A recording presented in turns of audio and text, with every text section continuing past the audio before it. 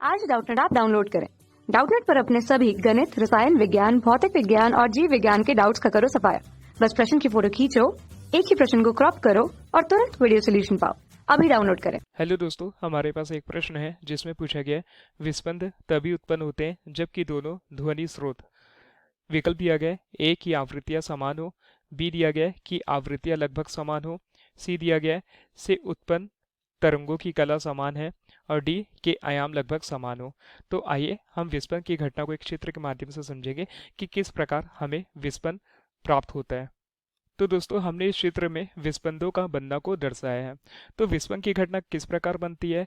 जब दो ध्वनि तरंगे, यानी कि मान लेते हैं दोस्तों y1 एक पहली ध्वनि तरंगे है और y2 दूसरी ध्वनि तरंगे है।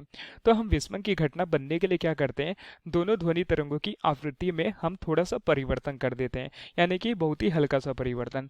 जैसे कि अगर y1 ध्वनि तरंग की आवृत्ति को देखें तो इसे हम n1 मान लेते हैं और इसकी आवृत्ति को हमने 70 हर्ट्ज रखा है। इसी प्रकार y2 ध्वनि तरंगों की आवृत्ति को हमने n2 मान लिया है और इसे हम 60 हर्ट्ज रखा है।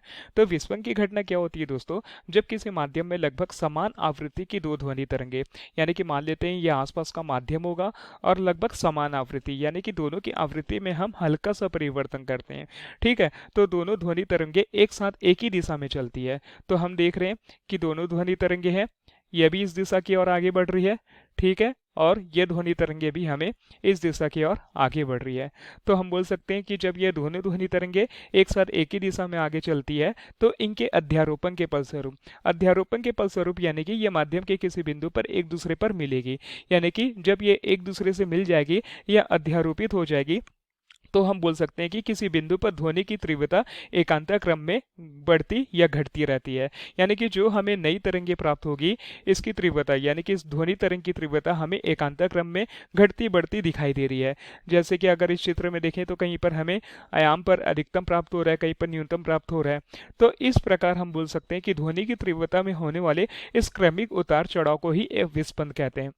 यानी कि जो ये हमें y प्राप्त हो रहा है दोस्तों, ये हमें कुछ इस प्रकार के क्रमिक उतार चढ़ाव के रूप में प्राप्त हो रहा है, जो एक प्रकार विस्पंद के बनने की घटना को दर्शाता है।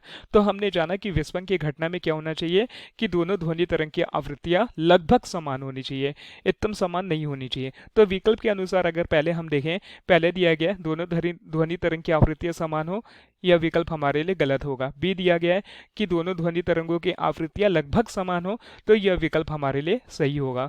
अर्थात हमारा विकल्प सी और डी भी गलत होगा। तो ये हमारे प्रश्न का उत्तर है। धन्यवाद।